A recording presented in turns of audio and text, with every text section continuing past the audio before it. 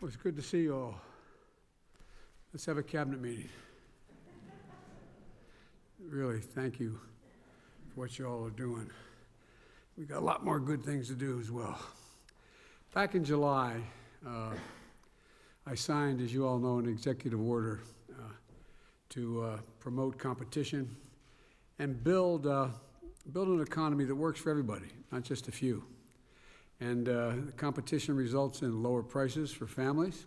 Competition results in fair wages for workers. And as you all know, competition encourages companies to innovate. And but what we've seen over the last few decades is less competition and more concentration that literally holds the economy back. And in too many industries, a handful of giant companies dominate the entire market. And we see it in big ag. I need not tell the Secretary of Agriculture that. He's forgotten more about this than I know. And big tech, big pharma, the list goes on. And rather than competing for customers, they're consuming their competitors. And rather than doing what they should be doing, they're doing the opposite, having a negative impact.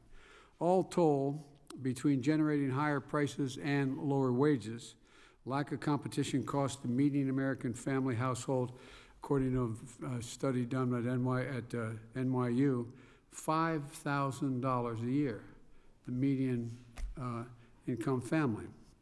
My executive order is changing that, as everyone at this table knows. It included 72 specific actions for federal agencies to take and help restore competition in our economy. It includes creating a competition council, and comprised of cabinet members and heads of several independent agencies to coordinate and monitor our progress all across the entire federal government. In 6 months since I issued the order, we've met every deadline that my order called for so far. And here are just 3 examples. The right to repair sounds kind of silly saying it that way, but we call it the right to repair. Is literal. Too many areas, if you don't own a product, if you own a product, from a smartphone to a tractor, you don't have the freedom to choose how or where to repair that item you purchased. It's broke. Well, what do I do about it? If it's broke, you had to go to the dealer and you had to pay the dealer's cost, the dealer's price.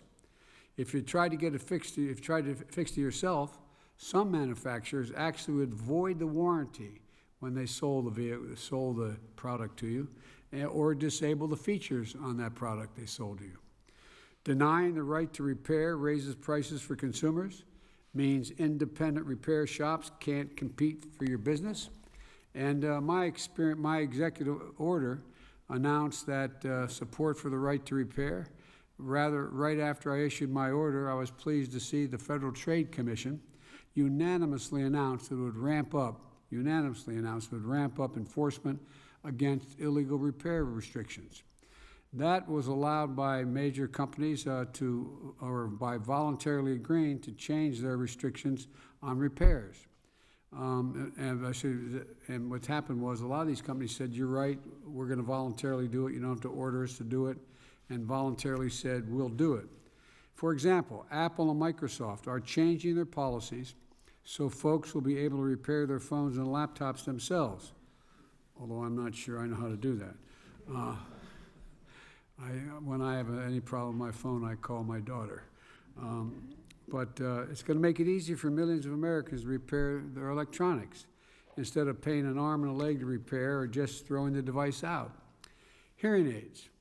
Roughly 48 million people suffer from hearing loss in America, 48 million. But to get a hearing aid, folks have to go see a specialist and then get a prescription. And then they pay thousands of dollars for a pair of hearing aids. But the big part is that's a big part of why only 1 in 5 people who could benefit from a hearing aid actually use one. And so my competition executive order changes that. In October, the Food and Drug Administration released a new proposal rule that would make it possible for hearing aids to be sold over the counter without a prescription. We expect this is going to lower costs for hearing aids from thousands of dollars to literally to hundreds of dollars, saving people hundreds and hundreds of dollars. And people can pick them up at a local pharmacy, saving time and money, and helping the tens of millions of people with hearing loss who don't have hearing aids now. Third area, mergers. In too many industries, big companies can use their power to squeeze out smaller competitors, stifle new competition, raise prices, reduce the choice for customers, and exploit their workers. Well, I've said it before, capitalism without competition is not capitalism. It's exploitation. So the Department of Justice and other agencies with oversight authority have ramped up their efforts to scrutinize these mergers. It includes challenging or blocking mergers that are bad for the economy and your pocketbooks. For example, the Department of Justice just took action to block a mega merger that would have resulted in 2 brokerages dominating the insurance industry, which would result in customers having fewer choices, higher prices, and lower quality services. The bottom line, this isn't just about quick wins. It's about reversing decades of concentration that have hurt workers, consumers, and small businesses. It didn't happen at any one time. It's been over a period of time now, a long time. This is just the beginning, though. In the coming weeks and months, Americans can expect to see more protections for farmers and ranchers, selling products like beef, pork, and poultry, more options and better prices for consumers, more clarity in the actual price you'll pay for high-speed internet services and airline tickets. We're also going to keep pushing on other priorities from my executive order, like addressing the non-compete clauses that affect 1 in 5 workers. 1 in 5 workers have to sign a non-compete clause. It stunned me, but that's how this, as Brian will tell, this is how this came about, really, this whole competitive council. I knew all was going on, but when I realized how many people out there with no special insight to having access to patents or anything else had to sign a non-compete clause. People making hourly wages, all designed to keep prices down, keep wages down and prices up. But 1 in 5 workers had to gave them the company the power over their careers. The bottom line is our economy shouldn't be about people working for capitalism. It should be about capitalism working for people, for everyone. Now I'm going to turn this over to Brian so we can get this meeting started. But again, thank each and every one of you here on this council. I really mean it. You know, I think even when we decided to do this council, some of you all thought it was a good idea, but I'd be surprised if some of you didn't go, whoa, I didn't realize how restrictive some of this was. How restrictive some of this was. But you're going to make a difference in ordinary people's lives.